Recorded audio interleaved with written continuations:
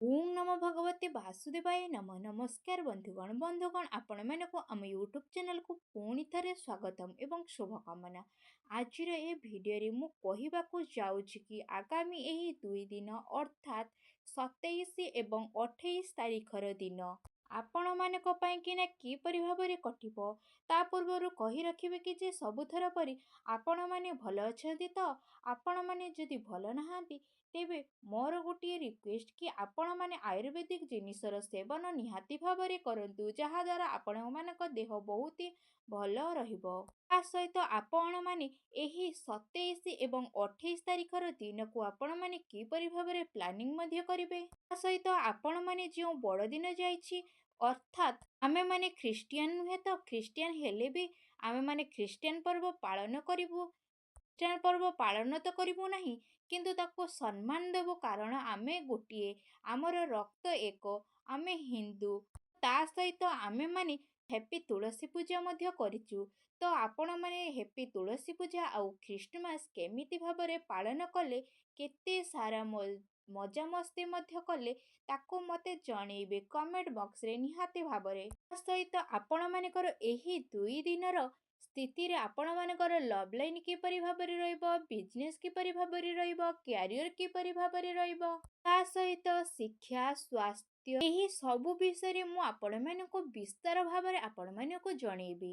ତେଣୁ ଭିଡ଼ିଓ ଆରମ୍ଭ କରିବା ପୂର୍ବରୁ ମୋର ସବୁଥର ପରି ଆପଣମାନଙ୍କୁ ଗୋଟିଏ ରିକ୍ୱେଷ୍ଟ କି ଆପଣମାନେ ଫାଷ୍ଟରୁ ଲାଷ୍ଟ ଯାଏଁ ଭିଡ଼ିଓଟିକୁ ନିହାତି ଭାବରେ ଦେଖନ୍ତୁ।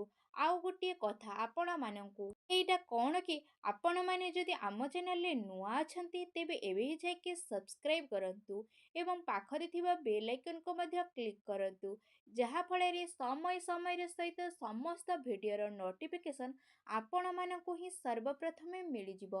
ଆସନ୍ତୁ ଏବେ ଜାଣିବା ଆପଣମାନଙ୍କ ପାଇଁକିନା ଆଗାମୀ ଏହି 2 ଦିନ କିପରି ଭାବରେ ରହିବ। ସବୁଠାରୁ ପ୍ରଥମେ ମୁଁ ଯଦି କହିବି କ'ଣ ଆପଣମାନଙ୍କ ପାଇଁକିନା ଏହି 2 ଦିନ ପଜିଟିଭ୍ ହେବା ପାଇଁକିନା ଯାଉଅଛି। ବନ୍ଧୁଗଣ, ଯଦି କହିବି କି ଆପଣମାନେ ଏହି ଦିନରେ କୌଣସି କାର୍ଯ୍ୟକୁ ନେଇକି ଭଲ ସଫଳତା ପ୍ରାପ୍ତ ହେବାର ସମ୍ଭାବନା ମଧ୍ୟ ବନୁଅଛି। ଯଦି ଆପଣମାନେ କୌଣସି କାର୍ଯ୍ୟକ୍ରମକୁ ବିସ୍ତାର କରିବାକୁ ଚେଷ୍ଟା କରୁଥିଲେ କିମ୍ବା ଆପଣମାନେ କୌଣସି ନୂଆ କାର୍ଯ୍ୟ ଆରମ୍ଭ କରିବାକୁ ଚାହୁଁଛନ୍ତି ତ ସେଥିରେ ଆପଣମାନଙ୍କୁ ଭଲ ସଫଳତା ମଧ୍ୟ ପ୍ରାପ୍ତ ହେବ। ବନ୍ଧୁଗଣ, ଏହା ସହିତ ଯଦି କହିବି କି ଆପଣମାନେ ଭୂମି, ବହନ, ବାହନ ଆଦି ରିଲେଟେଡ୍ କିଛି କିଣାକିଣିରେ ଆପଣମାନେ ବ୍ୟସ୍ତବହୁଳ ହୋଇକିନା ରହିବେ। ସମାଜର ଗତିବିଧି ଆପଣମାନଙ୍କୁ ଆଗକୁ ବଢ଼େଇବା ପାଇଁକିନା ଉତ୍ସାହିତ ମଧ୍ୟ କରିପାରେ।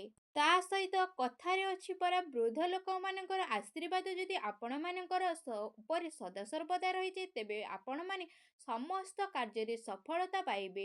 ଯଦି ବୃଦ୍ଧ ଲୋକମାନଙ୍କୁ ଆପଣମାନେ ହତାଦର କରିବେ ତେବେ ଆପଣମାନଙ୍କୁ ସଫଳତା ମିଳିବ ନାହିଁ। ତେବେ ଆପଣମାନେ ଦୟା କରିକିନା ବୃଦ୍ଧ ଲୋକଙ୍କ ଠାରୁ ଆଶୀର୍ବାଦ ନେଇକିନା ଆପଣମାନେ ଯେଉଁ ଯାତ୍ରାକୁ ଯାଉଛନ୍ତି ସେଠିକି ବାହାରେ ଯାଆନ୍ତୁ। ଆପଣମାନଙ୍କର କାର୍ଯ୍ୟ ବହୁତ ଶୁଭ ରହିବ। ଯେଉଁଥିପାଇଁ କିନା ଆପଣମାନେ ବହୁତ ଟାଇମରୁ ଯେଉଁ କାର୍ଯ୍ୟକୁ କରିବା ପାଇଁକିନା ଚେଷ୍ଟା କରି ଆସୁଥିଲେ ସେ ସବୁ ମଧ୍ୟ ଆପଣମାନଙ୍କର ଏଇ ଦିନ ମାନଙ୍କରେ ସାବ୍ୟସ୍ତ କିମ୍ବା ସଫଳ ମଧ୍ୟ ହେଇଯିବ। କିନ୍ତୁ ଆପଣମାନଙ୍କର କାର୍ଯ୍ୟକୁ ଯୋଜନାବଦ୍ଧ ଭାବରେ କରିବାର ଅଛି। ତା ସହିତ ଚାକିରି ପେଶା ଲୋକମାନଙ୍କୁ ଏତିକି ଅନୁରୋଧ କି ଆପଣମାନେ ଯେଉଁ ବି ପରୀକ୍ଷା ଦେବାକୁ ଯାଉଛନ୍ତି ସେ ପରୀକ୍ଷାରେ ମନ ଦେଇକିନା ଏକାଗ୍ର ଚିତ୍ତ ହୋଇକିନା ପାଠ ପଢ଼ନ୍ତୁ। ଦେଖିବେ ଆପଣମାନଙ୍କୁ ସଫଳତା ଅବଶ୍ୟ ହିଁ ମିଳିବ। ତା ସହିତ ଆପଣମାନେ କିଛି ନୂଆ ନୂଆ ପୁସ୍ତକ ମଧ୍ୟ ପଢ଼ିବା ପାଇଁକିନା ଚେଷ୍ଟା କରନ୍ତୁ। ତା ସହିତ ଆପଣମାନେ ଏ ଦିନ ମାନଙ୍କରେ ଆଧ୍ୟାତ୍ମିକ ଲୋକମାନଙ୍କର ଆଶୀର୍ବାଦ ଲୋଡ଼ନ୍ତୁ, ଯାହାଦ୍ୱାରା ଆପଣମାନଙ୍କୁ ମାର୍ଗଦର୍ଶନ ମଧ୍ୟ ମିଳିବ। ତା ସହିତ ଆପଣମାନେ ସାମାଜିକ ଗତିବିଧି ଠାରୁ ଟିକେ ଦୂରେଇକିନା ରୁହନ୍ତୁ। ଏଥିରେ ଆପଣମାନଙ୍କର ସମୟ ବ୍ୟର୍ଥ ହେବା ସହିତ ଆପଣମାନଙ୍କୁ କିଛି ବି ପ୍ରାପ୍ତ ହେବ ନାହିଁ। ଆପଣମାନେ ଏ ଦିନ ମାନଙ୍କରେ ରାତି ଅପେକ୍ଷା ଦିନକୁ ବହୁତ ଅଧିକ ଗୁରୁତ୍ୱ ମଧ୍ୟ ଦେବେ। ତା ସହିତ ଆପଣମାନେ ସବୁବେଳେ ଦିଲ୍ ଅପେକ୍ଷା ଦିମାଗର କଥା ନିହାତି ଭାବରେ ଶୁଣନ୍ତୁ, ଯାହାଦ୍ୱାରା ଆପଣମାନଙ୍କର ସ୍ୱାଭିମାନ ଆପଣମାନଙ୍କ ସାଥ କେବେ ବି ଛାଡ଼ିବ ନାହିଁ। ମନେ ରଖନ୍ତୁ ଆପଣମାନଙ୍କର ଏହା ହେଉଛି ବଡ଼ ସମ୍ପତ୍ତି ମଧ୍ୟ ଅଟେ। ଆସନ୍ତୁ ଏବେ ଜାଣିବା ଆପଣମାନଙ୍କ ପାଇଁକିନା ଏଇ ଦିନମାନଙ୍କରେ କଣ ସବୁ ନେଗେଟିଭ ମଧ୍ୟ ରହିବ। ଆପଣମାନେ ଭୁଲ କଥାକୁ ରୋକିବା ଦ୍ୱାରା ଲୋକମାନେ ଆପଣମାନଙ୍କ ବିପକ୍ଷରେ ମଧ୍ୟ ଯିବେ। ଆପଣମାନଙ୍କୁ ସବୁ କାର୍ଯ୍ୟ ସମଝଦାରୀ ଏବଂ ଗମ୍ଭୀରତାର ସହିତ କରିବାର ଅଛି। ହଁ ଆଜ୍ଞା, ଆପଣମାନଙ୍କର ଟିକେ ବି ଲାପରବାହୀ ଆପଣମାନଙ୍କୁ ଘାତକ ମଧ୍ୟ ଦେଇପାରେ। ତା ସହିତ କୌଣସି ସମ୍ପର୍କୀୟଙ୍କର ଦେହକୁ ନେଇକି ଆପଣମାନଙ୍କର ଟେନସନ ମଧ୍ୟ ରହିବ। ବିଦ୍ୟାର୍ଥୀମାନେ ଏଇ ଦିନମାନଙ୍କରେ ମଉଜ ମଜଲିସ କରିକିନା ନିଜର ପାଠପଢ଼ା ପ୍ରତି ଅବହେଳା ମଧ୍ୟ ଏ ଦିନମାନଙ୍କରେ କରିବେ। ତା ସହିତ ଆପଣମାନଙ୍କୁ କୌଣସି ବି ଲୋକମାନଙ୍କ ପାଖରୁ ପଇସାରେ କିଛି ବି ସଂଯୋଗ କରିବାର ନାହିଁ। ତା ସହିତ ରାଜନୈତିକ କାର୍ଯ୍ୟକ୍ରମରେ ଆପଣମାନଙ୍କୁ ଦୂରେଇ ରହିବାର ଆବଶ୍ୟକତା ମଧ୍ୟ ରହିଛି। ତା ସହିତ ଆପଣମାନେ କୌଣସି ବି ନୂଆ ନିବେଶ କରିବା ପୂର୍ବରୁ ତାର ଯାଞ୍ଚ ମଧ୍ୟ କରି ନିଅନ୍ତୁ। ତା ସହିତ ଆପଣମାନଙ୍କୁ ଏ ଦିନମାନଙ୍କରେ ବରିଷ୍ଠ ଲୋକମାନଙ୍କର ଦେହକୁ ନେଇକି ଆପଣମାନଙ୍କୁ ସଚେତନତା ରହିବାର ଆବଶ୍ୟକତା ମଧ୍ୟ ରହିଛି। ଏ ଦିନମାନଙ୍କରେ ଆପଣମାନେ ଖର୍ଚ୍ଚ ଉପରେ ଅଧିକତାରୁ ଅଧିକ ନିୟନ୍ତ୍ରଣ ମଧ୍ୟ ରଖନ୍ତୁ, ଯାହା ଫଳରେ ଆପଣମାନଙ୍କୁ ଆଗାମୀ ଟାଇମରେ ଅର୍ଥକୁ ନେଇକି କିଛି ବି ସଂଯମତା କରିବାକୁ ପଡ଼ିବ ନାହିଁ।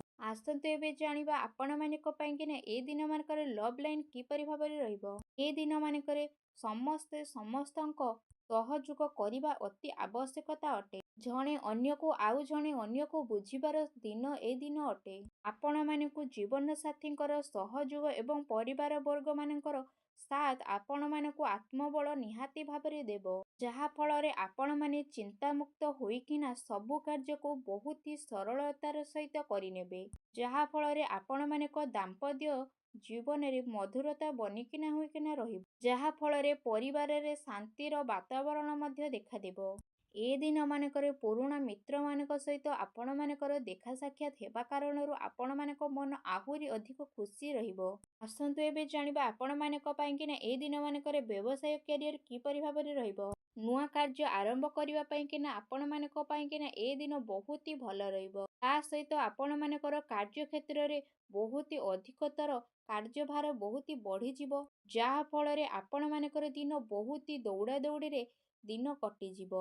ତା ସହିତ ବନ୍ଧୁଗଣ ଆପଣମାନେ ପୂର୍ବ ସମୟରୁ ଯେଉଁ ସବୁ କାର୍ଯ୍ୟରେ ପରିଶ୍ରମ କରିକିନା ଚାଲି ଆସୁଥିଲେ ସେ ସବୁର ଫଳ ଆପଣମାନଙ୍କୁ ଏ ଦିନମାନଙ୍କରେ ଅବଶ୍ୟ ହିଁ ପ୍ରାପ୍ତ ହେବ। ବ୍ୟବସାୟରେ ଆପଣମାନଙ୍କର ନୂଆ ନୂଆ ଆଇଡିଆ ଲଗେଇବା ଦ୍ୱାରା ଆପଣମାନଙ୍କର ବ୍ୟବସାୟ ବହୁତ ଉନ୍ନତତର ମଧ୍ୟ ହେବ। କାହିଁକିନା ଏ ସମୟ ଆପଣମାନଙ୍କ ପାଇଁକିନା ବହୁତ ଅନୁକୂଳ ସମୟ ଅଟେ।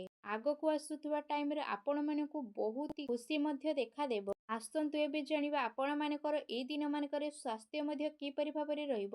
ଏ ଦିନରେ ଆପଣମାନଙ୍କର ସ୍ୱାସ୍ଥ୍ୟ କିଛିଟା ମାତ୍ରାରେ ଦେହ ଖରାପ ମଧ୍ୟ ହୋଇପାରେ, ଯେମିତିକି ଆପଣମାନଙ୍କୁ ଥଣ୍ଡା କାଶ ମଧ୍ୟ ହୋଇପାରେ।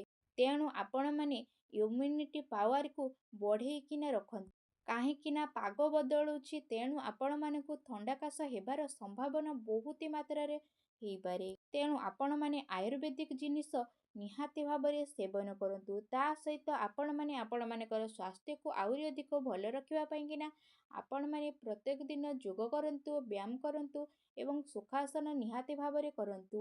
ଆସନ୍ତୁ ଏବେ ଜାଣିବା ଆପଣମାନଙ୍କ ପାଇଁକିନା ଏଇ ଦିନମାନଙ୍କରେ କଣ ଉପାୟ ମଧ୍ୟ ରହିଅଛି, ଯାହା ଫଳରେ ଆପଣମାନେ ଏଇ ଦିନକୁ ଆହୁରି ଅଧିକ ଭଲ ଭାବରେ କଟିପାରିବେ। ଏ ଦିନମାନଙ୍କରେ ଆପଣମାନେ ବିଶେଷ ଭାବରେ ସ୍ନାନ ଆଦି କରିସାରିଲା ପରେ ମହାଦେବଙ୍କ ମନ୍ଦିରକୁ ଯାଆନ୍ତୁ ଏବଂ ତାଙ୍କୁ କ୍ଷୀର ମଧ୍ୟ ଅର୍ପଣ କରନ୍ତୁ ଏବଂ ସେଠି ବସିକିନା ମହାଦେବଙ୍କର 108ଟି ନାମ ମଧ୍ୟ ଜପ କରନ୍ତୁ। ଆଉ ସେଠି ଆପଣମାନେ ତାଙ୍କର ଚନ୍ଦନ ନିହାତି ଭାବରେ ମୁଣ୍ଡରେ ଲଗାନ୍ତୁ।